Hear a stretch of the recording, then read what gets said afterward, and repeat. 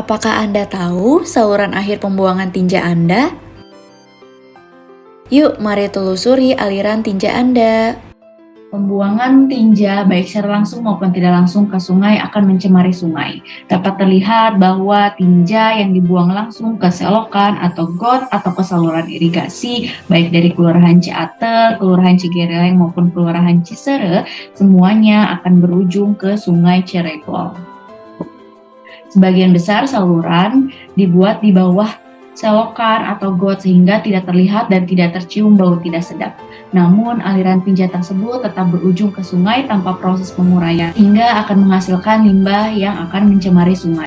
Manusia mengeluarkan 100-200 gram tinja setiap harinya, di mana dalam 1 gram tinja terdapat 100 miliar bakteri, di antaranya terdapat bakteri Salmonella typhi, penyebab demam tifoid, Vibrio cholera, penyebab kolera, bakteri E. coli, penyebab diare, virus hepatitis A, penyebab hepatitis A, serta ribuan telur cacing yang dapat menyebabkan penyakit cacingan. Maka apabila seseorang menggunakan air sungai yang tercemar, baik untuk mencuci baju, piring, atau alat rumah tangga yang lain, untuk mencuci tangan, atau menjadi sumber air minum, maka bakteri, virus, dan telur cacing tersebut akan dapat termakan dan akan dapat menyebabkan penyakit.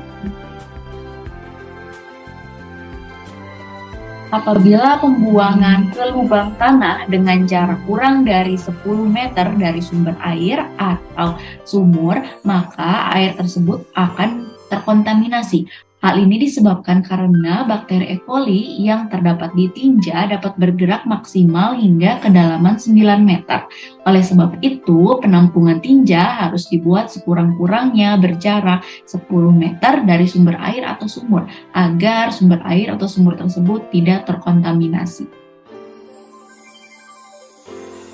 Apabila saluran pembuangan akhir tinja Anda sudah ke septic tank baik pribadi maupun komunal atau pipa sambungan yang berujung ke pipa IPAL, maka sudah memenuhi kriteria jamban sehat dan sudah mengimplementasikan stop buang air besar sembarangan atau open defecation free.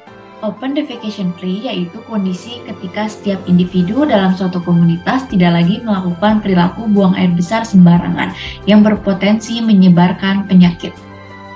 Buang air besar sembarangan yaitu tindakan membuang kotoran atau tinja ke saluran terbuka atau selokan atau saluran irigasi atau secara langsung ke sungai, ke empang, atau ke hutan atau ke sawah atau langsung ke tanah yang berpotensi menyebarkan penyakit, termasuk diantaranya membuang popok bayi atau lansia yang tidak benar, yaitu tidak melakukan pembuangan tinja dan pencucian popok di dalam kloset. Saluran pembuangan dari toilet, baik menggunakan kloset duduk atau kloset jongkok, akan tersalurkan melalui pipa ke septic tank.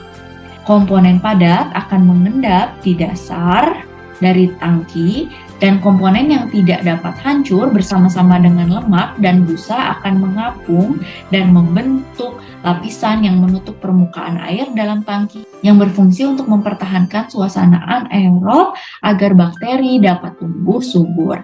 Bakteri tersebut dibutuhkan untuk proses penguraian sehingga akan dihasilkan cairan yang layak untuk dibuang ke saluran pembuangan kota atau riul kota. Pembuangan dari toilet yang tersambungkan ke pipa milik PDAM akan mengalir dan berakhir di tempat pengolahan limbah rumah tangga atau IPAL. Dilakukan proses pengolahan kompleks sehingga akan menghasilkan cairan yang layak buang yang nantinya dapat mudah diolah menjadi sumber air bersih. Jadi dok, kalau misalkan saluran air pembuangannya itu ke sungai, berarti masih dikatakan bebas sembarangan.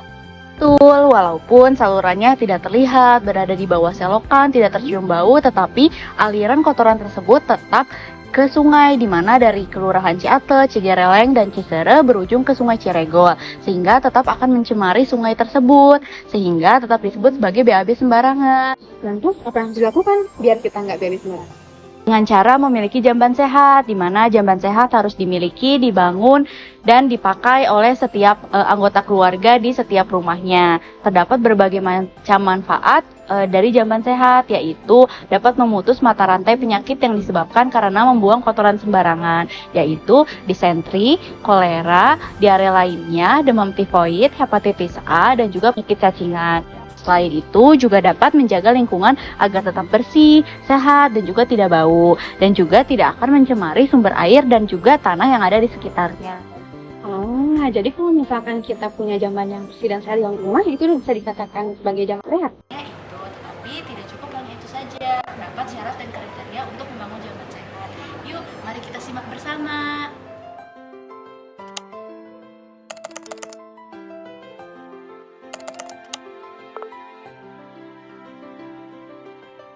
Kriteria jamban sehat memiliki 3 komponen, yaitu bangunan atas jamban, bangunan tengah jamban, dan bangunan bawah jamban. Bangunan atas jamban atau disebut juga sebagai rumah jamban terdiri dari atap, dinding, dan pintu. Atap akan memberikan perlindungan kepada penggunanya dari sinar matahari, angin, dan hujan. Dapat dibuat dari genting, plafon, atau lainnya. Yang kedua yaitu dinding, akan memberikan privasi dan juga perlindungan kepada penggunanya. Dapat dibuat dari bata yang dilapisi keramik atau beton. Dan yang ketiga yaitu pintu. Yang kedua yaitu bangunan tengah jamban atau disebut sebagai slab atau dudukan jamban, yaitu lubang tempat pembuangan tinja yang dilengkapi oleh konstruksi leher angsa, atau jika tidak bisa, lubang dapat dibuat tanpa konstruksi leher angsa, tetapi harus diberi tutup, bisa berupa kloset jongkok ataupun kloset duduk. Komponen yang kedua yaitu lantai jamban yang terbuat dari bahan kedap air, tidak licin dan mempunyai saluran untuk pembuangan air. Diplester rapat agar kedap air dan tidak terdapat celah-celah yang bisa menjadi sarang kecoa atau serangga lainnya. Dibuat rata dan miring ke arah saluran lubang kotoran sehingga tidak ada air yang menggenang. Serta ruangan dalam jamban harus terang dengan ventilasi yang cukup. Serta tersedia air, sabun, dan juga alat pembersih.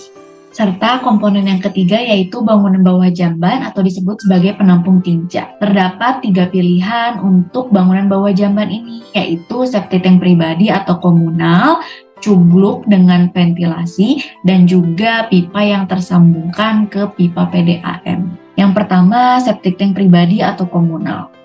Septic tank yaitu bak kedap air yang berfungsi sebagai penampungan limbah.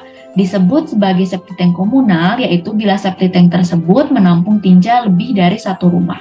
Di dalam septic tank, bagian padat akan mengendap di dasar tangki dan bagian yang tidak dapat hancur bersama-sama dengan lemak dan busa akan mengapung dan membentuk lapisan yang menutup permukaan air dalam tangki, berfungsi mempertahankan suasana anaerob yang diperlukan untuk proses penguraian sehingga akhirnya akan dihasilkan cairan layak buang yang nantinya akan disalurkan ke saluran pembuangan kota atau riul kota.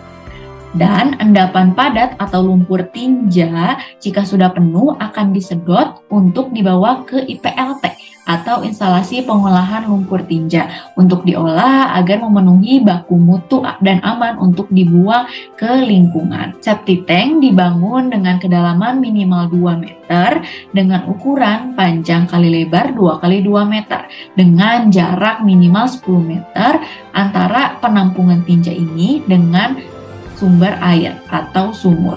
Septic tank juga mempunyai pipa berbentuk huruf T yang disebut manhole untuk pengeluaran gas sisa yang dikeluarkan ke udara luar. Pilihan kedua yaitu cugluk dengan ventilasi, yaitu lubang galian yang akan menampung limbah padat dan cair dari jamban yang masuk setiap harinya dan akan meresapkan cairan limbah tersebut ke dalam tanah dengan tidak mencemari air tanah.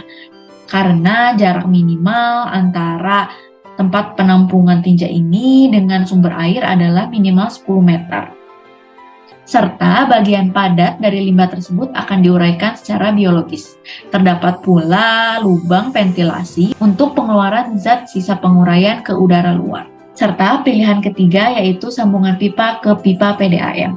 Pipa PDAM tersebut akan berakhir ke IPAL Titrawening Bojong Soang yang merupakan bagian dari program Citarum Harum dari salah satu proyek strategis nasional. IPAL Titrawening ini merupakan tempat pengolahan limbah rumah tangga dari wilayah barat dan selatan di Kota Bandung. Dilakukan proses pengolahan kompleks sehingga menghasilkan air yang layak buang yang nantinya dapat mudah diolah menjadi sumber air bersih.